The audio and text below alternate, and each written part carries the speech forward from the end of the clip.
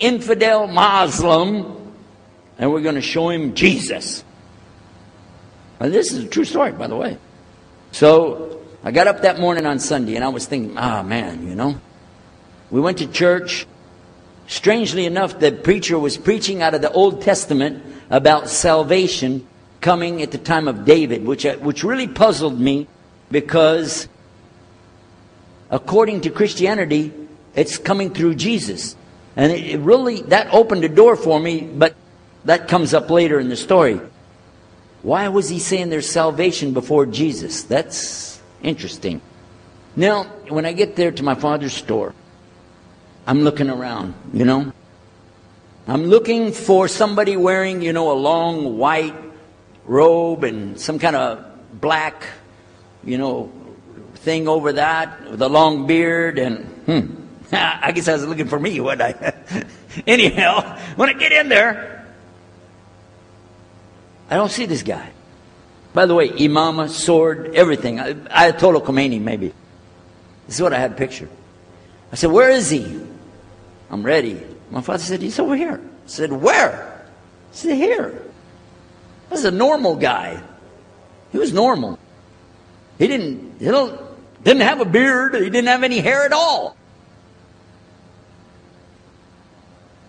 How do you do? I told him my name. He introduced himself. His name is Muhammad. I said, how do you do? After the niceties of hello, how are you, how's everything, I said, do you believe in God? He said, yes. Oh, yeah? Sure. I said, but do you believe in the God of Moses? He said, yeah. Abraham? Yeah. What about David and Suleiman? He said, yeah. So when I meet this man, I'm impressed that he's believing these things, but I thought maybe he's just saying it. So I even asked him, what about Jesus?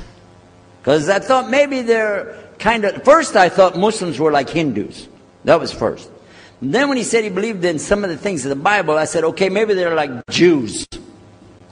So that's when I said, yes, but what about Jesus? Do you believe in Jesus? And he said, yes. I said, okay, wait a minute. This is going to be easy. I can convert this guy. So I agreed that we're going to do business with him. And in fact, I took him immediately out to have tea together. We sit together, drink tea, talk a little while. And I started tearing the peach stream right away.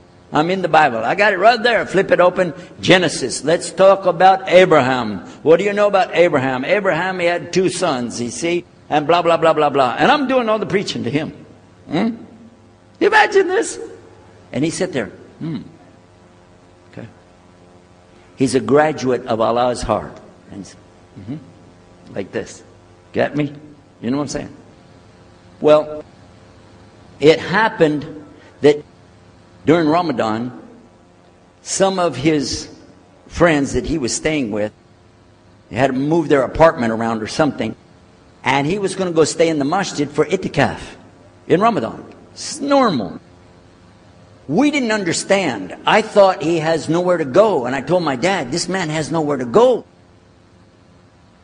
And my dad said, no, he's got money. I said, no, he doesn't. Daddy, I'm telling you, he has no place to go. I heard him say he's going to go live in the mosque.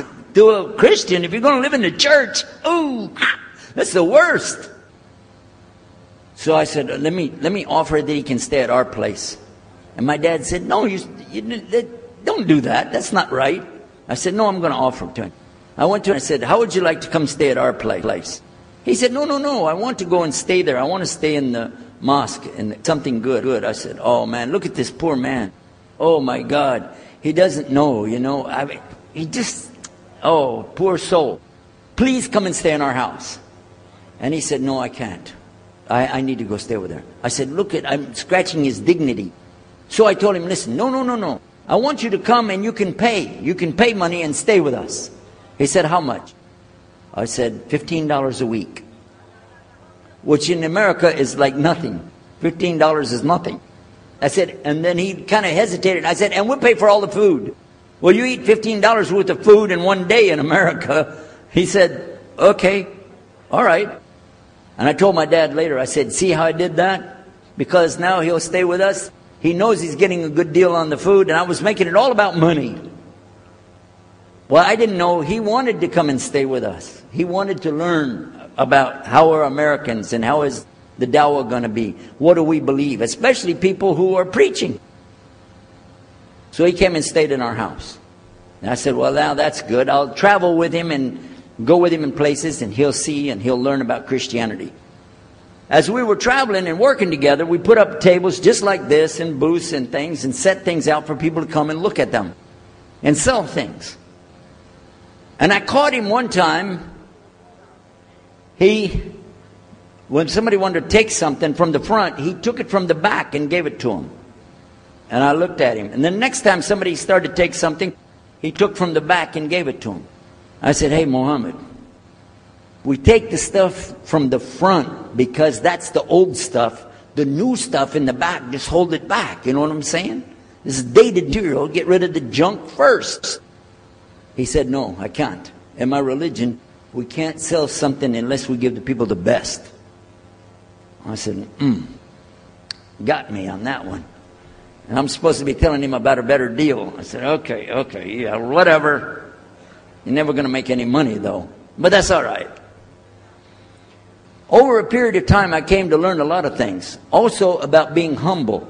A lot. Because this man was obviously well educated, very articulate. He could really talk about a lot of subjects. In fact, I tried to debate with him about many things. But he was so wise and well educated that he could see what I was doing, and he would take it easy and let me win every debate. I could win any debate with him if he wanted me to. But if he wanted me to lose, I was going to lose. This was how well he could handle it. Now what happened, one of the preachers that I knew, another preacher, who used to carry a big cross and walk down the street so people would stop and talk to him about religion, he had a heart attack and he went to the hospital. So I went to the hospital to visit him, and when I was visiting him, I met another man in the hospital who was in a wheelchair. This gentleman had a problem. He didn't want to talk to anybody. And I told him, let me witness to you. Let me share the message of Jesus with you.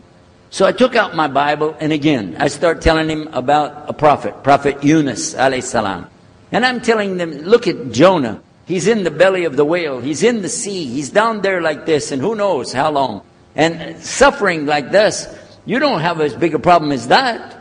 And God saved him, so he could save you too. He said, didn't want to talk to me. I asked him, what's your name? He didn't want to tell me. Where are you from? He said, I'm from Venus. So what's that? Well, there is a Venus, Texas, by the way. But he said, he's from another planet. So I kept, each time I would go, I would talk to him, witness to him. Finally, one day, he started crying. I was pushing his wheelchair around. I took him down, I rolled him around different places. He started crying one day. He said, I'm going to confess something to you. I need to confess something to you. Now, to a Catholic, confession means you're going to tell the priest all your sins.